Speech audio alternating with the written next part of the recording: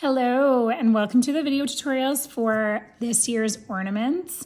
I'm just going to walk through some of the quick basics to start off with, and then if you've already watched this part of the video, you can skip to the actual video of the specific ornament being stitched. If this is your first time watching any of these videos, this is just the beginner's intro, so it's going to be the same for all 4 videos. So the first thing is your kit will come with all of your floss. If you got the kit of 4, you're going to come with these 4. And if you got the 12, you're going to have a bunch that will be used for all 12 designs. Your needle, there should be 2 in your pack. And then all of your designs, pending that you got the full kit. If you just got the wood only, you will have this and your instruction booklet. And that should be everything you need. Just a disclaimer, you can, for finishing the back, I'll be showing the instructions on how to finish the back of these. But it is sort of up to you how you decide. You can leave them blank like this, or you can cut out and trace the felt and glue it to the back to cover, or use another creative option for covering the back. The supplies for this one, you've got your floss, your needle, and your templates. The floss, you're going to follow the floss color guide and apply whichever color to where you want. You can always mix it up and change it however you want. This entire pattern uses 6 strands of floss. The only exception is these little French knots here. You're going to use 3 strands of the red and 3 strands of the white, and I'm going to show you really quickly how to do that actually in the tutorial for the stocking. So you'll see that right in there. Otherwise, a few things to note is when you're taking your floss from your bundle, you're always going to want to pull the floss from the end that has the number. It is designed to not tangle when you pull it out. If you pull the end that is over here, it's going to get into a tangled mess. So that's something to note. And then when you're pulling out your thread, you're going to use about an arm's length of thread. So you'll pull out and then I normally just pull my arm all the way out and then give it a little snip. Whoops, want to give it as clean of a line as possible so that when you're threading your needle, if you find that you struggle to thread a needle with 6 strands, you can split the floss, which is something we talk about when we're doing our one here. But for this case, if you struggle to thread it with all 6 strands, you can split your floss. One thing to split is just by pulling the ends, all the pieces will separate, and then divide it into 3s. You try to do it as naturally as possible, because when you pull them into the natural way they want to separate, it's easier to pull them out. This guy's gonna get in the way. But you're just gonna pull your thread till it's fully separated. And then this gives you 3 strands of your floss, and you can thread those 3 strands a little bit easier and then tie the ends together. And basically what you're doing is you're doubling up your thread. So by going like this, putting your strands together, you're still going to end up stitching with 6 strands. But you only have to thread 3 through the eye of the needle. So that is helpful if you struggle to thread your needle. And then for tying the end, I typically just do a couple of knots. For the first stitch you'll do on your ornaments, you're gonna wanna do a nice big knot at the end. So since I'm tying 3 strands, I'm actually gonna tie this like quite a few times. Just really make that knot as big as I possibly can, because as you pull this through, so I'm just going to use this as an example. This isn't the correct stitching method, but you're going to want to make that knot big enough so that it doesn't pull through the back. Since these knots are large enough for the needle and the thread to come through, they also means that your knot would pull through on just a regular knot. So you really want to focus on that. If you are stitching with it where there are stitches already created and you're starting a new strand, you don't have to do the larger knot. You can just do a standard knot. And then you just feed your thread underneath of already finished stitches, and then it'll hook onto there, and then you can start stitching in any spot without worrying whether your knot will come through. So that would be the trick for that. And then that's the same for when you're securing your stitches at the end of stitching. Once you've come up from the back and you're ready to finish and tie off this thread, you're just gonna put it through the back of your stitches wrapping it around at least one time until it creates a loop here. You're going to take your needle and go through the loop to create a knot. Typically just one time doing that is enough. If you are worried that it's going to come through, you can do 2, go through underneath the stitches twice and knot it 2 times. But there isn't a lot of wear and tear on these, so you shouldn't have to worry too much about that. And then obviously for threading 6 strands, you're just doing the same thing. You're just taking a full piece. So you can do it either way. You can do it over the method where I showed you, the folded over and tied together end method, or you can use all 6 strands and thread them. Just depends on how comfortable you are threading a needle. These needles are size 24 tapestry needles. These are designed for a size 24 tapestry needle to fit through of a John James needle. So every needle is a little bit different.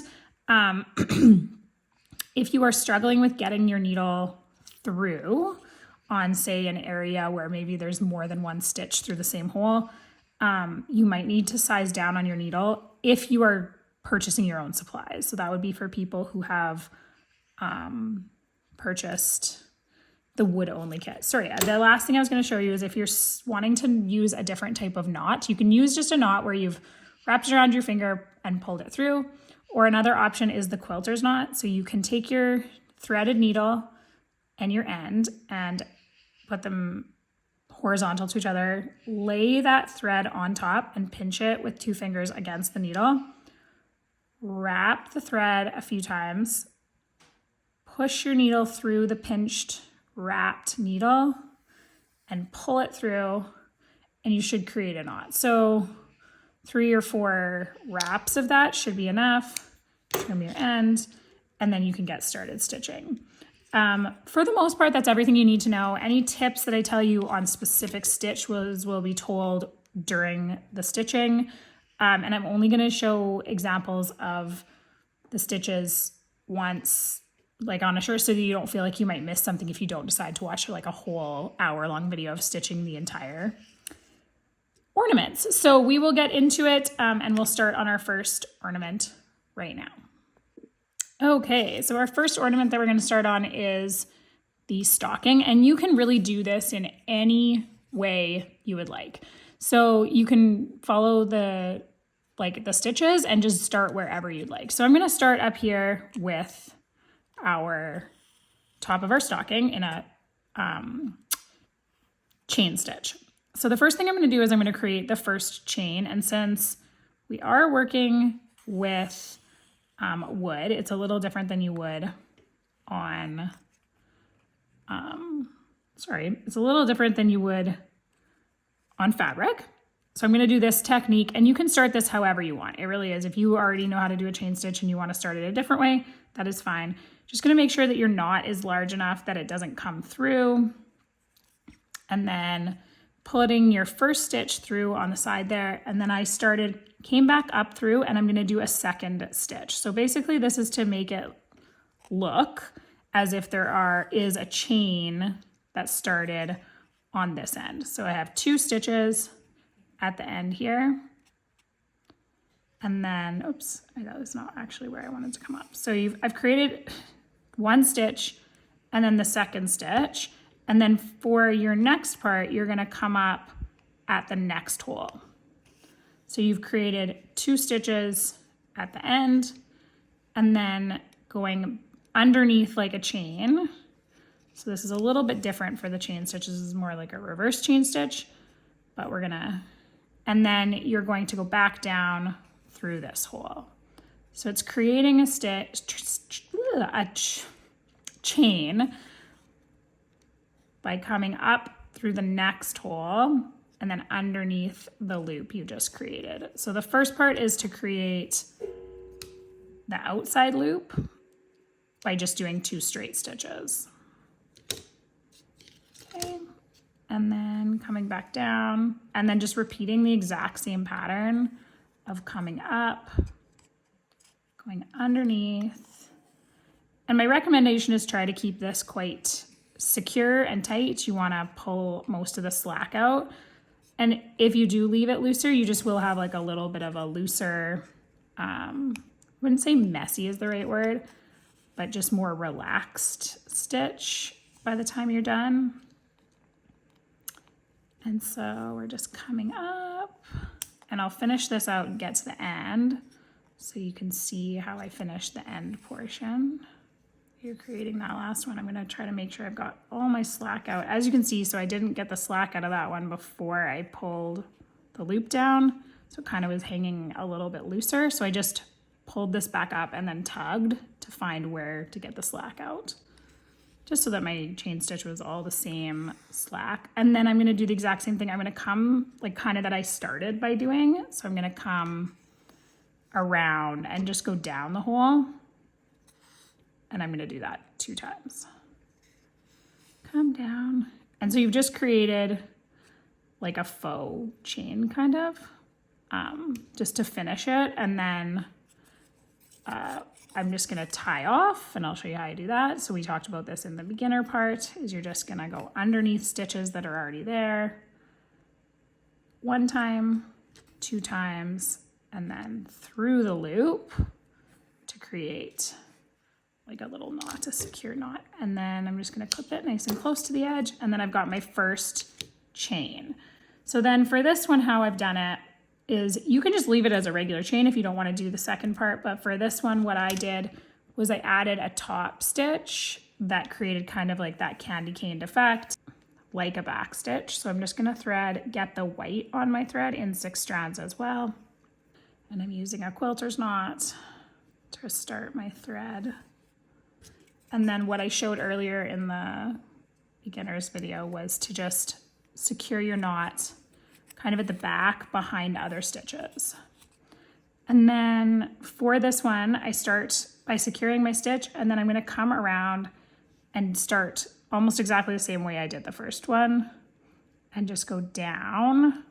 I'm going on the inside, if you can see here, I'm going on the inside of the loop so that I'm not going through any stitches. I'm going sort of in the same spot you would to find the actual hole. And then just to try to get it to look as good as possible, I'm gonna lay my stitch sort of in between those 2 stitches.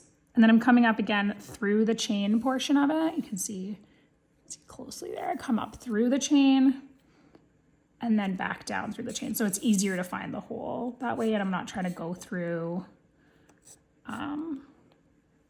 and separate strands. I'm coming up through the open spot, which would be where my chain is, which just creates the path of least resistance essentially, and makes it the easiest for us to come up and down. And then you're just gonna do that exact same pattern all the way across, sort of fitting that stitch inside the chain to kind of fill it in a little bit and create kind of this Christmassy red and white pattern. And the same thing at the end, sort of the same way we started the last one, and then finishing the same way, like I was saying, by going around and just letting that last stitch kind of get in between and lay on top. And then that is your chain stitch with a straight stitch or back stitch over top. And then securing it the same way I did before if I'm ready to secure it. Okay, so I started by going for these ones through the crosses along the back, and then I left the longer top ones for last so that they sit on top. So I'm gonna start with these 2, and then I did the horizontal, and then finished with the vertical. Okay, and then that creates like your straight stitches. You can do them in whichever order you'd like, it's really up to you.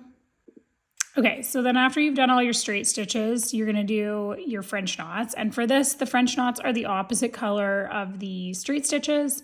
And then we've got our 3 and 3 strand French knots. So I'm just gonna show the 3 and 3 French knots since they'll be done the exact same way as these. So you're just using a single color here, and here you're gonna use a double. So What I had talked about was how to do the 3 and 3 French knots. So we talked in the beginner video about how to separate 3 strands. So we're going to take 3 strands of red, and then we're going to take 3 strands of our white. So I'm just going to show you, if you missed that in the beginner's video, how to separate the strands. Just going to pull your ends apart ever so slightly till you kind of get them up all separated. Then pull slowly. If you're feeling resistance, slow down. If it's coming apart really easily, you can speed up. So for this, we're just going to put the 3 strands and 3 strands together. Got to trim this since they were different lengths.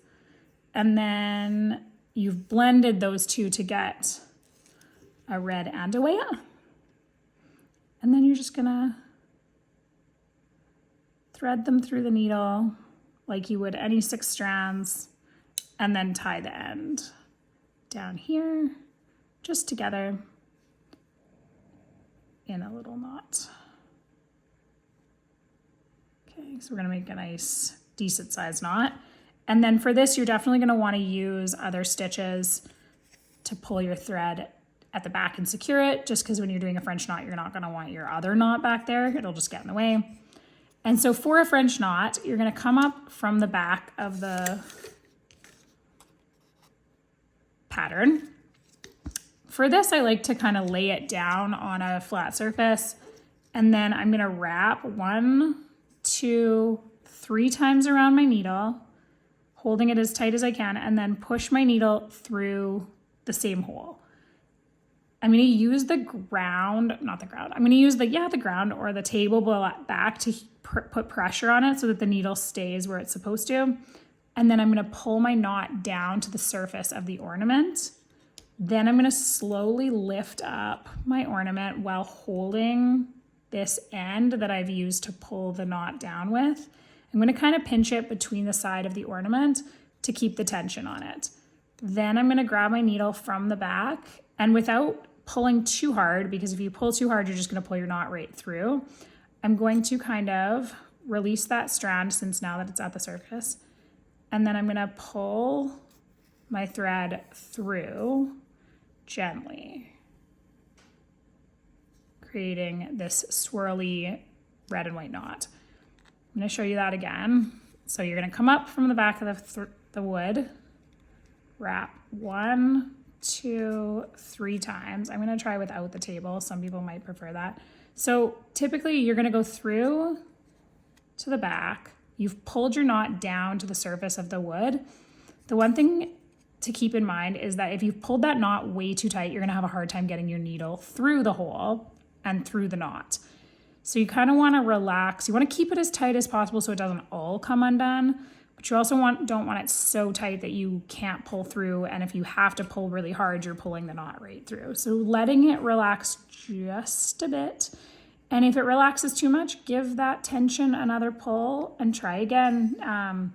Just slow, 1, 2, 3. The slower you do this with more like attention to the detail of how it's done, the easier it gets. So I've pulled it through. I've pulled my knot down to the surface of my wood. I'm still holding the tension on this one. I'm going to push my needle as far as I can through, grab it from the back, and just like give it tiny tugs. If it feels really hard to pull through, like slow down and then reduce, like let go of this thread and let it relax a little bit. And then just gentle, really, really gentle. I think the key is that everyone thinks they have to go really fast to keep that tension, and that's not true. You just have to be in control of this thread. So 1, 2, 3, still holding that thread. Push my needle, pulling this so that it's right at the surface of the wood. And then again, I'm gonna take the slack out a little bit so that I can, and then I'm just gently pulling that through. And not pulling so hard that my knot goes right through. I've created 4 little knots so far just by gently and slowly paying attention to the tension on that knot. And so you'll do the knots at the end of each of the 4. You can do them on all of them if you prefer. You can do them on none of them if you prefer. It's really up to you. So that is how you do your French knot. And then obviously you've got your straight stitches, your chain stitch, and your top stitch. So that is this whole ornament. That is all the details you need to know how to do. And you should be able to finish off the rest of the elements without watching more of me talking. Okay, so for backing your ornaments, you can leave them unfinished, or you can add something like felt or cardboard or something else you want to add to the back. So basically my suggestion for doing this is to trace it out. In past years, we have, I have included the felt, just be careful of your stitches there. I've included the felt, but I found that a lot of people use their own color, they use other methods. So for this year, we just went with, you guys can use your own creative. So you don't need to actually do the loop there. So I'm just gonna go like that. It's not complicated. You can do it however you'd like. These scissors are not made for cutting, but I would cut on the inside of this line by about 1/8 of an inch. Oops. Because we don't want the felt to show from the back, or from the front, sorry. You're supposed to be finishing it the most seamless knot. So then I'm just gonna take that, and you can either hot glue it, or you can glue it with a glue gun, whichever you prefer. I did suggest last year even adding like a little note on the back, or writing 2024, or like Merry Christmas. Just adding like a little message on the back is really nice before gluing them on, depending if it's a gift or not. So there's lots of fun ways that you can make this special, but basically my suggestion is just glue a little felt on the back and they're all finished. And there you have it. I hope you enjoyed making these, and I can't wait to see them. Please tag me on your social media because I would love to see them, or just send me pictures if you want. I love seeing them.